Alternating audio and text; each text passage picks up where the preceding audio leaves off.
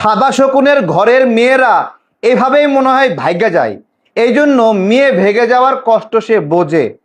দেখেন, বর তার বউরে নিয়ে গেছে, বউ তার বরের সঙ্গে চলে গেছে, সেইটাকে অপহরণের নাটক সাজায়ে জামাতের আমির চোখে স্যাপ দিয়ে কান্নাকাটি করছে আর তুলনা করতেছে প্রধানমন্ত্রীর মেয়ের সঙ্গে। চলেন আমরা দেখি।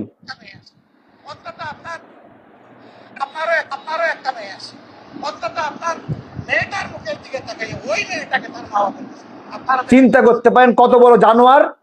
4 দিন হবে গাজীপুরের মাওনায় একজন ইমাম সাহেবের মেয়েকে দিনে দুপুরে তার সামনে থেকে ঘরের দরজা ভেঙে মেয়েটাকে কিডন্যাপ করে নিয়েছে কিছু দুর্বৃত্ত।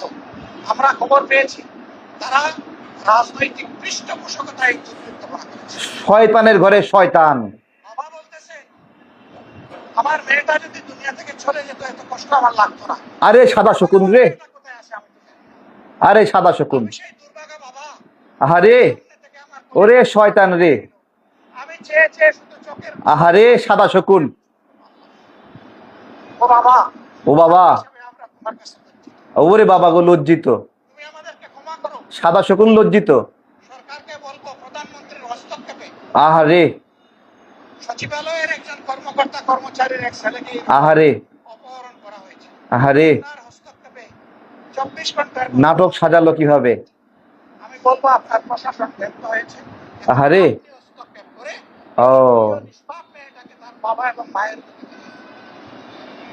আহারে সাদা শকুন রে, আপনারও একটা মেয়ে আছে। আহারে, অন্তত আপনার মেয়েটার মুখের দিকে তাকাই ওই মেয়েটাকে তার মা বাবার কাছে দিন। আর যাতে কোনো দুর্বৃত্ত বাংলাদেশে এটা করতে না পারে। আহারে, এই জন্য ওই দুর্বৃত্তদেরকে আইনের আওতায় এনে কঠোর শাস্তি দিতে হবে। জনগণের সামনে এই শাস্তিটা দৃশ্যমান করে দ্রুত বিচার করে ওদেরকে তাদের পূর্ণ পাওনাটা বুঝিয়ে দেন। জনগণ আপনার জন্য দোয়া করবে। আর আপনি যদি তা না করেন তাহলে সিদ্ধান্ত নেওয়ার ব্যাপার আপনার। যে দেশের সরকার একটা অবুঝ নিরীহ মেয়ের জীবনের নিরাপত্তা দিতে পারে না, সেই সরকারের দেশ চালানোর নৈতিক অধিকার কতটুকু সেটা আপনারাই বিচার করবেন। আপনাদের করছেন গদি থেকে ফালাই দিবে। সাদা শকুন একটা মেয়ে তার বরের সাথে চলে গেছে এবং নিউজ হয়েছে, আমি দেখাচ্ছি, এই যে বাংলা টিভিতে নিউজ হয়েছে। মেয়েটা দুইবার তার বরের সঙ্গে চলে গেছে, খুব স্বাভাবিকভাবে হেঁটে হেঁটে যাচ্ছে, খুব স্বাভাবিকভাবে নিউজ হয়েছে।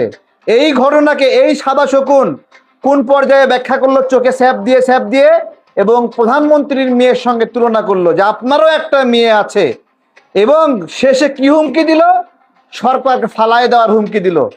সাদা শকুন সরকার এই যে দেখেন খুব স্বাভাবিকভাবে হেঁটে হেঁটে যাচ্ছে। এইটাকে সাদা শকুন অপহরণ বানিয়ে কি দোষ দিয়ে দিল, বিএনপির দোষ দিয়ে দিল। এইভাবে এই সাদা শকুনরা দেশের বিরুদ্ধে ষড়যন্ত্র করছে। এই ষড়যন্ত্র শেষ কোথায়? আরেকটা ঘটনায় আসি। আজকে ইসলামী ব্যাংকের সামনে চাকরিচ্যুত 5,000 কর্মকর্তা কর্মচারী মানববন্ধন করেছে। সেইখানে সাদা শকুন তার শয়তান বান্দাদেরকে পাঠিয়েছে। দেখেন,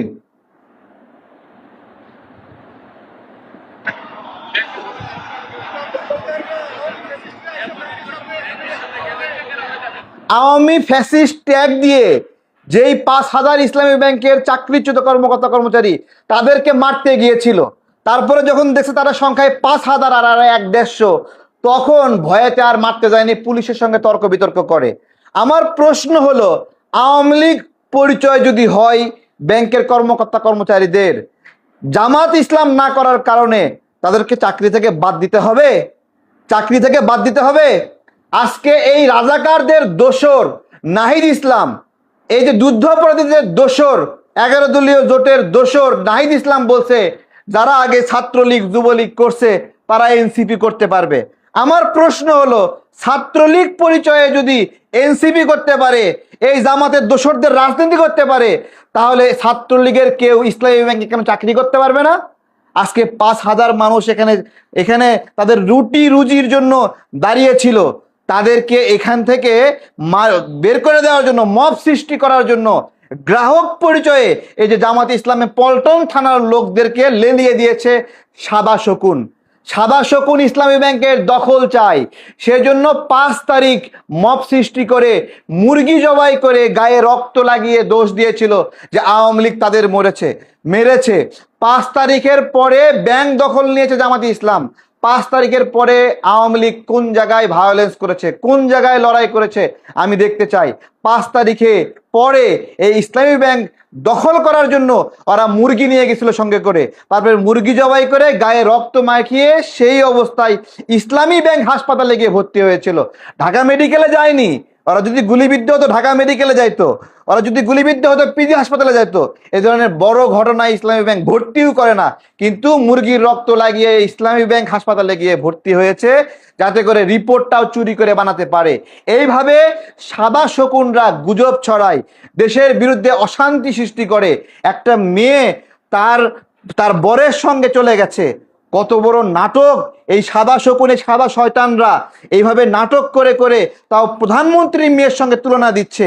এর আগে এদের ওই যে হিজাব পরা গুপ্ত নারী সওদা বিবি চরিত্রহীন, সে কি করেছিল? তারেক রহমান মাননীয় প্রধানমন্ত্রী এবং তার মেয়ে জাইমা রহমানকে তারা স্বামী স্ত্রী বানিয়ে দিয়েছিল। এরপরে ফটোকার্ড বানিয়ে বানিয়ে তারা গুজব ছড়াচ্ছে। এইভাবে সাদা শকুনরা গুজব ছড়ায়, আর সাদা শকুনের নারী কর্মীরা হিজাব দিয়ে মুখ ঢাকা গুজব ছড়ায়। এই গুজব সন্ত্রাসের হাত থেকে বাংলাদেশকে বাঁচাতে হবে। ইসলামী ব্যাংকের কর্মকর্তা কর্মচারী যে 5,000কে বাদ দিয়েছে, ইসলামী ব্যাংকের সার্বভৌমত্ব রক্ষা করার জন্য তাদের চাকরি ফেরত দিতে হবে। শুধু তাই না, এই 5,000কে বাদ দিয়ে যেই 5,000 জামাত শিবির এখানে ঢুকিয়েছে তাদেরকে এখান থেকে বাদ দিতে হবে যদি ইসলামী ব্যাংককে রক্ষা করতে চান।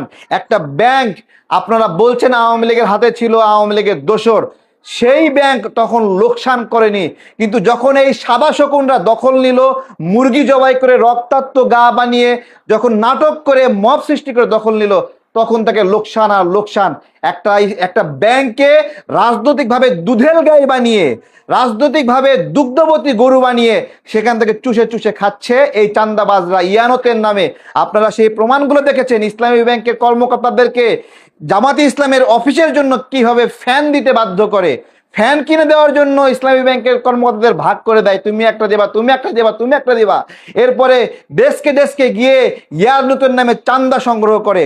5 তারিখের পরে এইভাবেই মুরগি জবাই করে রক্তাক্ত গায়ে দিয়ে ইসলামী ব্যাংকের দখল নিয়েছিল এই সাদা শকুনরা।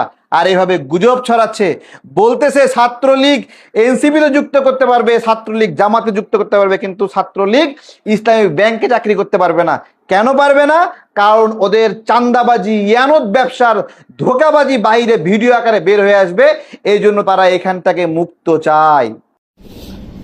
মাওনার ইমাম হাদিউলের মেয়েকে অপহরণ করা হয় নাই এবং ধর্ষিতও হয় নাই, বুকে পিস্তল ঠেকানো হয় নাই।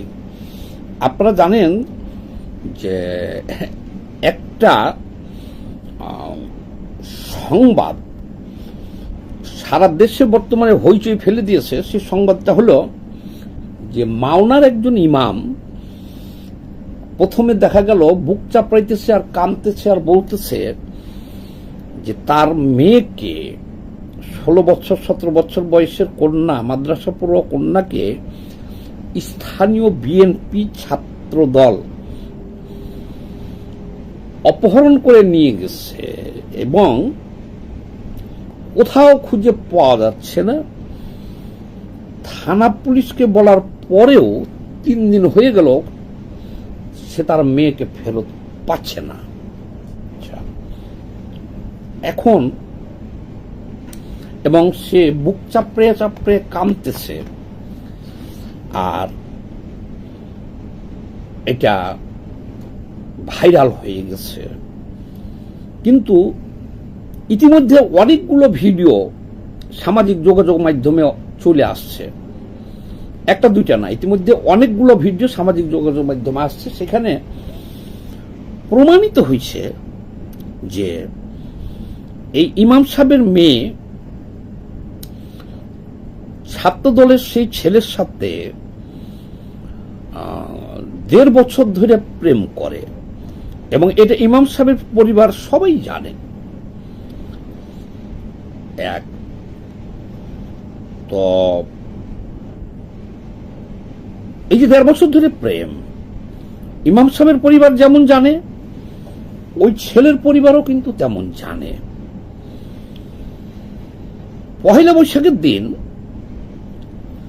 এই মেয়েকে অপহরণ করা হয় নাই। পহেলা বৈশাখের দিন এই মেয়ে সেজে গুজে স্বেচ্ছায় ছেলের সাথে পহেলা বৈশাখে ঘুরতে যায় এবং বাসায় বলেই যায়। তার বাসা অবগত ছিল। তো কিন্তু এইখানে যাওয়ার পরে ওই মেয়ে আর ফিরে নাই। প্রায় 2 দিন 3 দিন তারা বিভিন্ন জায়গায় রাত কাটিয়েছে, গেস্ট হাউসে, হোস্টেলে। তখন ছেলের পরিবার, যাই হোক 2-3 দিন বিভিন্ন জায়গায় তারা রাত্রি যাপন করছে, করার পরে তারা কোর্ট ম্যারেজ করছে। 7 লক্ষ টাকা কাবিন দিয়া কোর্ট ম্যারেজ করেছে। চিন্তা করে দেখেন, ছেলে তো মেয়েকে ঠকাইতে চায় নাই, সে বৈধভাবে 7 লক্ষ টাকা কাবিন করে বিবাহ করেছে। এখন প্রশ্ন হলো কি, একটা মেয়েকে পিস্তল ধরে নিয়ে যাইয়া কি ম্যাজিস্ট্রেটের সামনে বিবাহ করা যায়? ম্যাজিস্ট্রেট তো বিবাহ পড়ায় না মেয়েকে না জিজ্ঞাসা করে যে তুমি কি স্বেচ্ছায় বিয়ে করতেছ। বাংলাদেশটা এখনো ওই রকম আফগানিস্তান হয়ে যায় নাই যে যা খুশি তাই হবে। এখানে আইন আছে এবং বাংলাদেশের আইনগুলো মেয়েদের পক্ষেই। বাংলাদেশে কোনো ম্যাজিস্ট্রেট মেয়েকে যতক্ষণ না জিজ্ঞেস করবে যে তোমাকে কি তুমি কি স্বেচ্ছায় এসেছো, স্বেচ্ছায় বিয়ে করছো, বা তোমার বয়স কত, জাস্টিফাই না করে বিয়ে হয় না। তাহলে 7 লক্ষ টাকা কাবিন ধার্য করে কাবিন রেজিস্ট্রি হয়েছে, বিয়ে পড়ানো হয়েছে, কোর্ট ম্যারেজ হয়েছে, কতগুলো ডকুমেন্টস। তাহলে এই যে 3-4 দিন মেয়েটা থাকলো, সেই মেয়ের থানাতেও এরা যখন থানায় কমপ্লেন করেছে, মেয়ের বাপ তো ভিডিও ভাইরাল করে দিয়েছে কাঁদতে কাঁদতে, যে আমার বুকে পিস্তল ধরিয়া দরজা ভাঙ্গিয়া নিয়ে গেছে মেয়েকে ধরিয়া। তাহলে এখন এই ভিডিও দেখে মেয়ে কিন্তু থানায় গেছে ছেলের সাথে, যে থানায় স্টেটমেন্ট দিচ্ছে যে না আমি স্বেচ্ছায় এসেছি, আমরা বিয়ে করেছি, আমরা ভালো আছি। কথাটা বুঝেন। এবার ছেলের বাপে এবং আত্মীয় স্বজন সবাই তারা ওই এখন তারা স্বামী স্ত্রী হয়ে গেছে। পরের দিন মেয়েকে তার বাপের হাতে দিয়ে দিছিল বাড়িতে, কিন্তু তার বাপের অসম্মতিতে, এখানে একটু পেঁচাচ্ছে, তার বাপের অসম্মতিতে এই বিয়েটা কিন্তু ছেলের পরিবারের সবাই এবং গণ্যমান্য ব্যক্তি সবার উপস্থিতিতে ওরা হয়েছিল, যেহেতু মেয়ে নিয়ে চলে গেছে। পরের দিন আবার ছেলের বাবারা উদারতা দেখিয়েছে, মেয়েকে মেয়ের বাবার বাড়িতে দিছে মেয়ের হাতে, যে আমরা আনুষ্ঠানিকভাবে নিয়ে আসব। ওইখানে যাওয়ার পরে ছেলে যখন দেখলো, যে বুঝতে পারলো যে তার স্ত্রীকে তো অন্য পথে নিয়ে যেতেছে, তারা ভিন্ন স্টেটমেন্ট দেওয়া হবে, তখন ছেলে এসে জোর করে নিয়ে চলে গেছে। কিন্তু জোরটা করছে কিন্তু মেয়ে তো তার স্ত্রী, আইসে হাত ধরে টানছে, মেয়ে চলে গেছে। এখানে কোনো পিস্তল অপহরণ টপহরণ কিছু নাই। কিন্তু পরিশেষে এখন মেয়েকে যখন ইমাম সাহেবের কান্দাকাটি প্রচুর পরিমাণে বেড়ে গেল আর ভিডিও ভাইরাল হইতে থাকলো যে না আমার মেয়েকে অপহরণ করা হয়েছে, পুলিশ তার মেয়েকে তাদের হাতে সমর্পণ করে। ইতিমধ্যে কিন্তু কোর্ট ম্যারেজ, কাবিন, বিবাহ পড়ানো সব হয়ে গেছে এবং 3-4 রাত কাটিয়েছে তারা স্বামী স্ত্রী হিসাবে। এবং তদন্তে প্রমাণিত হয়েছে যে এখানে কোনো পিস্তল ধরে তার মেয়েকে নিয়ে যাওয়া হয় নাই, পয়লা বৈশাখে স্বেচ্ছে গেছিল, 1.5 বছর ধরে প্রেম সম্পর্ক আছে। তো বাংলাদেশে 2021 সালেও আমি যখন জেলে গেছিলাম, দেখলাম বেশ কিছু ছেলে জেলে আছে। তখন আমি 2021 সালে শেখ হাসিনা আমলে যে জেলে গেছিলাম, বেশ কিছু ছেলে জেলে ছিল এইভাবে প্রেম করে। যখন মেয়ের বাবা বিয়ে দিতে চায় না, তখন মেয়েটা যখন ওই ছেলের হাত ধরে চলে যায়, তখন এই মামলা করে মেয়ের পরিবার।